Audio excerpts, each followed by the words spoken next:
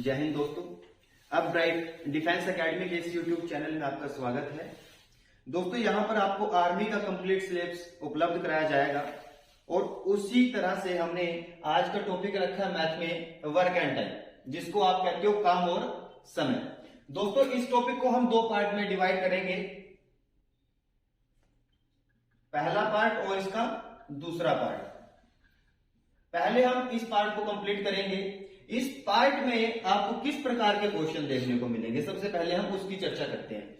जैसे कि आपने देखा होगा क्वेश्चनों में कहा जाता है कि राम किसी काम को इतने दिन में करता है और श्याम उसी काम को इतने दिन में करता है। ठीक है, तो दोनों मिलकर कितने दिन में पूरा करेंगे। तो इस प्रकार के जो भी क्वेश्चन रहेंगे दोस्तों वो हम पार्ट 1 में कंप्लीट करेंगे। उससे पहले आपको यह जानने की आवश्यकता पड़ेगी कि जो हमारा काम और समय रहेगा ये कंप्लीट बेस्ड ऑन रहेगा एलसीएम। मतलब कहने का ये कि जो हमारा टॉपिक रहेगा वो एलसीएम के ऊपर आधारित रहेगा। अगर आपको एलसीएम लेना आता है तो आप बहुत अच्छे से इसको समझ सकोगे। जैसे हम सबसे पहले एलसीएम की बात करते हैं दोस्तों, तो एलसीएम होता क्या है? अगर हम हिंदी में बात करें तो ये होता है लघुत्तम समाप्त वर्ग, परंतु अगर हम इंग्लिश में बात करें इसकी तो ये होगा लीस्ट कॉमन मल्टीपल। अब देखिए दोस्तों, जो यहां पर मल्टीपल वर्ड यूज किया गया है इसका मतलब होता है गुणज, कॉमन का मतलब होता है साझा और लिस्ट का मतलब होता है दोस्तों छोटा। तो सबसे पहले हम इस शब्द को देखेंगे जो हमारे पास यहां पर दिया गया है गुणज। ठीक है, कि गुणज होता क्या है। अगर मान के चलो कि क्वेश्चन नॉर्मल सा ये आ जाए कि 8 के पहले 5 गुणजों का योग ज्ञात कीजिए। अगर आपको सिर्फ इतना सा क्वेश्चन ही पूछ ले तो आप तभी कर सकोगे जब आपको पता होगा कि गुणज होता है। तो गुणज को देखिए दोस्तों, गुणज वो चीज होती है जो जिसके पहाड़े में आए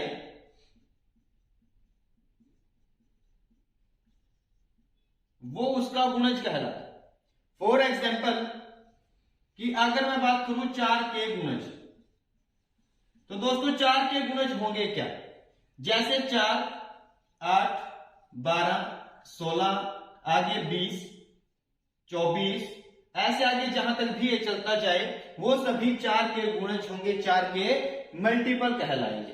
अगर आपको ये बात पता होगी तो आप इसको बहुत आसानी से कर सकते हो। जैसे उसने क्या कहा कि 8 के पहले 5 गुणज, तो आप देखेंगे कौन कौन से होंगे, 8, 16, 24, 32 और आगे 40। ठीक है, तो जब आप इसको जोड़ोगे दोस्तों तो आपका आंसर आ जाएगा 120। ठीक है दोस्तों, इस प्रकार से आप कर सकते हो जब आपको पता होगा कि गुणज होते क्या। तो गुणज के बाद देखिए दोस्तों कि आप एलसीएम कैसे निकालते हो। एलसीएम आपको निकालना आता है, बचपन से आपने किया होगा फैक्टराइजेशन इस प्रकार से। ठीक है, मान के चलिए कि हमारे पास दो संख्याएं होगी 6 और 8। हमारे पास 6 और 8 दो संख्याएं होंगी, तो 6 और 8 का आप एलसीएम कैसे लोगे। दोस्तों आपने बचपन से क्या सीखा कि आप 6 और 8 को ऐसे लिखते थे, फिर इसको काटते थे, जैसे 2 दिए 6, 2 चौके 8, फिर आप यहां से देखते थे कि इनकी मल्टीप्लाई करनी है। 2 गुणा में 3 गुणा में 4, फिर आप इनकी मल्टीप्लाई कैसे करते थे, 3 दूनी 6, 4 24। ठीक है, तो आपका एलसीएम क्या आता था 24। परंतु अब आपको इसकी आवश्यकता नहीं पड़ेगी। आपको किस प्रकार से करना है एलसीएम, देखिए ध्यान से कि आपके पास दो संख्या है जैसे 6 और 8, तो आप इनमें सबसे पहले ये देखें कि बड़ी संख्या कौन सी होगी आपकी। तो आपकी जैसे इनमें बड़ी संख्या कौन सी है, 8, तो आप 8 का पहाड़ा पढ़ना शुरू करेंगे। अब 8 का पहाड़ा आपको वहां तक पढ़ना पड़ेगा जहां तक आपको कोई ऐसी संख्या ना मिल जाए जो 6 के पहाड़े में भी आती हो। जैसे कि 8 एकम 8, ये 6 में नहीं आता तो ये एलसीएम नहीं होगा। उसके बाद 8 दूनी 16, ये भी 6 के पहाड़े में नहीं आता, इसलिए ये भी आपका एलसीएम नहीं होगा। फिर आप जाओगे 8 ये 24, ये 24 दोस्तों आपका 6 के पहाड़े में भी आता है, इसलिए आपका एलसीएम क्या हो जाएगा 24। तो आप इस प्रकार से भी निकाल सकते हो, आपको ये तरीका करने की आवश्यकता नहीं पड़ेगी। और भी चेक कर लीजिए, जैसे कि मान के चलिए हमारे पास 8 और 10 था, ठीक है, तो आप 8 और 10 का एलसीएम कैसे लोगे? सबसे बड़ी संख्या देखोगे 10 का पहाड़ा पढ़ना शुरू करोगे तो आप देखोगे 10 एकम 10, 8 में नहीं आता, 10 दूनी 20, ये भी नहीं आता, फिर आगे 30, ये भी नहीं आएगा, तो उसके बाद आएगा 40, जो 8 के पहाड़े में भी आएगा। तो आपका एलसीएम क्या हो जाएगा दोस्तों इनका 40, ठीक है। उसके बाद आप 3 संख्याओं का भी निकाल सकते हो, जैसे 10, 12 और 15। दोस्तों आप थोड़ा टाइम के लिए वीडियो को पॉज करके एक बार इसको निकाल के देखिए कि आपका आंसर कितना आएगा। उम्मीद है कि आपने निकाल के देखा होगा। तो आप चेक कीजिए कैसे करेंगे इसको। सबसे पहले सेम वही प्रोसेस कि आप क्या करोगे, सबसे बड़ी संख्या देखोगे। सबसे बड़ी संख्या दोस्तों इसमें रहेगी 15, ठीक है। तो आप 15 एकम 15, ये ना तो 10 में आएगा और ना ही 12 में आएगा, तो ये नहीं हो सकता। फिर 15 के बाद 30, 10 में आता है परंतु 12 में नहीं आता, तो ये भी नहीं आएगा। फिर इसके बाद आएगा 45, ये भी नहीं आता दोस्तों। उसके बाद आता है 60, ये 10 के पहाड़े में भी आएगा, 12 में भी आएगा और 15 में भी आएगा। तो आपका एलसीएम क्या हो जाएगा 60 हो जाएगा दोस्तों। इस प्रकार से उम्मीद है कि आपने सीखा होगा कि आप एलसीएम को बिना पेन से कैसे निकाल सकते हो। उसके बाद हम जाते हैं क्वेश्चन के ऊपर कि आप क्वेश्चनों को कैसे करोगे इसके। तो आपका जो टॉपिक है दोस्तों वो है काम और समय। इसमें किस प्रकार से करोगे, ध्यान से देखें। हम कोई भी ट्रिक का यूज नहीं करेंगे, सिर्फ कंसेप्ट को समझेंगे और इसी कंसेप्ट के ऊपर आपका कंप्लीट टॉपिक रहेगा। जैसे मैंने क्या कहा था आपको कि राम किसी काम को 10 दिन में करता है, उसी प्रकार श्याम उसी काम को 15 दिन में करता है। तो उसने पूछा क्या कि राम और श्याम दोनों मिलकर काम को कितने दिन में करेंगे। तो आप देखिए इसको किस प्रकार से करना है। जितने भी यहां पर व्यक्ति दिए जाएं, ए बी सी कुछ भी आए, राम और श्याम आया जैसे यहां पे, तो आप इनके नाम की 2 लाइन लगा दोगे दोस्तों इस प्रकार से, ठीक है। तो उसके बाद ये राम की लाइन है और ये वाली श्याम की लाइन होगी। अगर यहां पर मान के चलो मोहन भी आ जाता तो आप एक लाइन मोहन के लिए लगा देते। उसके बाद देखिए आप जो यहां पर आएगा दोस्तों सबसे नीचे, यहां पर आएगा इनका समय, क्या आएगा दोस्तों इनका यहां पर समय आएगा। अब समय देखिए आप इनका क्या कुछ दिया था, ये 10 दिन और ये वाला 15 दिन। यहां तक दोस्तों आपको क्वेश्चन में मिलेगा। इसके बाद आपका काम शुरू होता है, ठीक है। अब आपको क्या करना है, इन दोनों का एलसीएम लेना और उस एलसीएम को सबसे ऊपर रखोगे यहां पे। जो ये एलसीएम आएगा ये आपका आएगा कुल कार्य के रूप में। किस रूप में आएगा दोस्तों, ये कुल कार्य के रूप में आएगा। मतलब एलसीएम लेने के बाद आपको पता चल जाएगा कि आपको काम करना कितना होगा। जैसे 10 और 15 था हमारे पास, दोनों का एलसीएम आएगा हमारे पास 30। इस बात से आपको पता चलेगा कि आपके पास 30 ही काम थे, तो आप कैसे करोगे। अब देखिए दोस्तों 30 काम थे और 10 दिन में करता है, तो आपको देखना है कि एक दिन में कितना काम करेगा। तो आप देखोगे 30 को डिवाइड करोगे आप 10 के साथ, तो हमारे पास आएगा इस साइड 3, और अगर आप इस साइड देखोगे तो इस साइड आएगा 2। इस बात का मतलब ये होगा कि राम एक दिन में 3 काम कर सकता है और श्याम एक दिन में 2 काम कर सकता है। इससे ज्यादा या कम काम ये नहीं कर सकते। मतलब कहने का ये हुआ कि बीच में हमारी क्या आती है, क्षमता। अब देखिए दोस्तों हमारे पास तीनों चीजें अवेलेबल है। सबसे नीचे समय, बीच में क्षमता और उसके ऊपर हमारे पास आ जाएगा कुल कार्य, ठीक है। अगर आपको ये वाली चीज समझ में आई तो उसने पूछा क्या, वो देखिए उसने कहा राम और श्याम काम को कितने दिन में करेंगे। तो जो भी पूछे दोस्तों, वो जिसका भी समय पूछे, आपको याद रखना है कि जितने भी बंदों का समय पूछागा तो उसका जो क्षमता होगी वो नीचे आएगी हमेशा। जो भी जितने भी व्यक्ति होंगे उनकी क्षमता हमेशा ही कहां पर आएगी, नीचे लिखोगे आप, और जो भी काम आपको कराना है वो ऊपर। मतलब कहने का ये हुआ, अब राम और श्याम को पूछा तो आप काम देखिए सबसे पहले कितने थे, 30 काम, तो आपने ऊपर रखे। उसके बाद बात की थी क्षमता की, तो आप क्षमता देखिए दोनों की कितनी, राम की कितनी थी 3, श्याम की कितनी थी 2, तो आप 3 और 2 5, ठीक है। तो आप जब इनको कैंसिल करोगे तो आपके पास आ जाएगा 6 दिन। यही दोस्तों आपका आंसर रहेगा कि राम और श्याम दोनों मिलकर किसी काम को 6 दिन में पूरा कर सकते हैं। उसके बाद आप एक और क्वेश्चन देखिए दोस्तों, हम मान लेते हैं कुछ भी इसमें कि हमारे पास 2 दोस्त थे ए और बी, ठीक है। अब कहते हैं कि ए किसी काम को 15 दिन में और बी उसी काम को 20 दिन में पूरा कर सकता है। ए 15 दिन में पूरा कर सकता है और बी उसी काम को 20 दिन में पूरा करता है। तो अगर दोनों को काम पर लगा दिया जाए तो काम कितने दिन में पूरा होगा?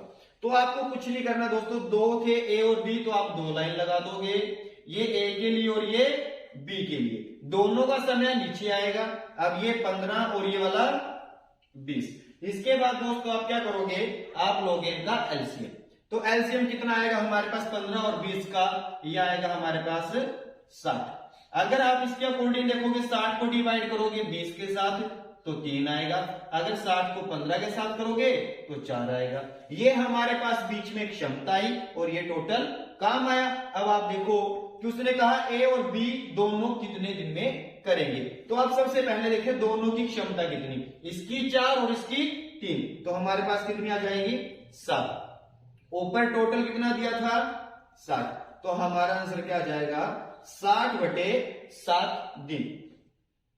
या फिर इसको आप कन्वर्ट भी कर सकते हो, तो ये आएगा दोस्तों 8 सही 4/7 दिन। अब कुछ बच्चों को इसमें भी परेशानी आती होगी कि हम इसको ऐसे कैसे कन्वर्ट कर सकते हैं। तो दोस्तों इसका मतलब होता है कि आप 60 को भाग दीजिए 7 के साथ।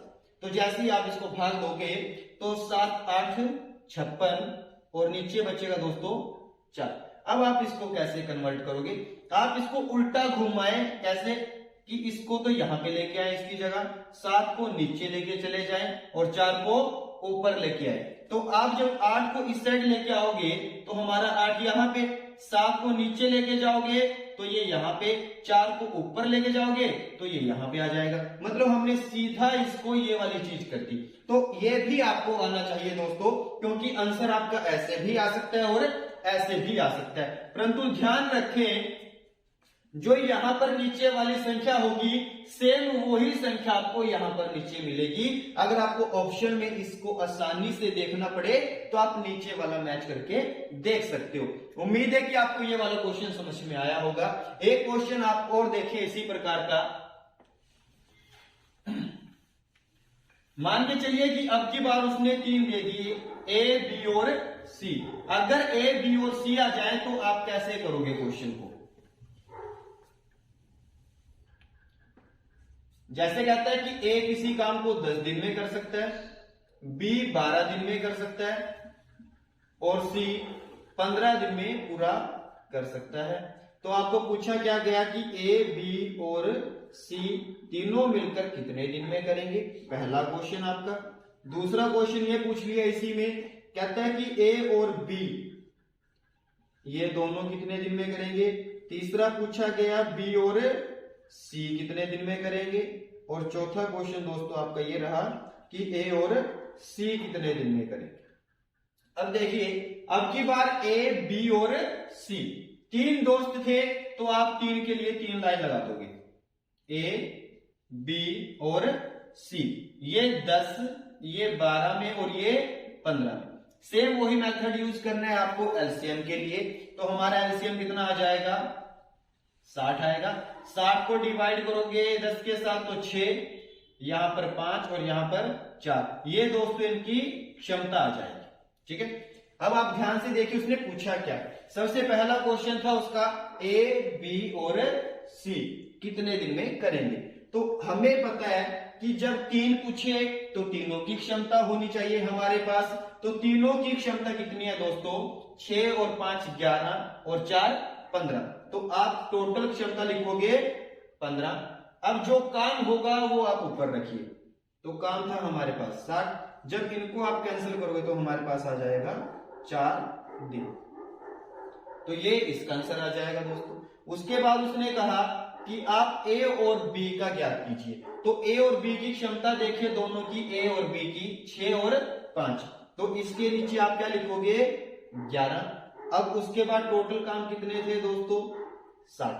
तो हमारा आंसर कितना आ जाएगा 60/11 दिन, या फिर 11 5 55, 5 बचता है तो 5 सही 5/11 दिन, या फिर ये आंसर आएगा।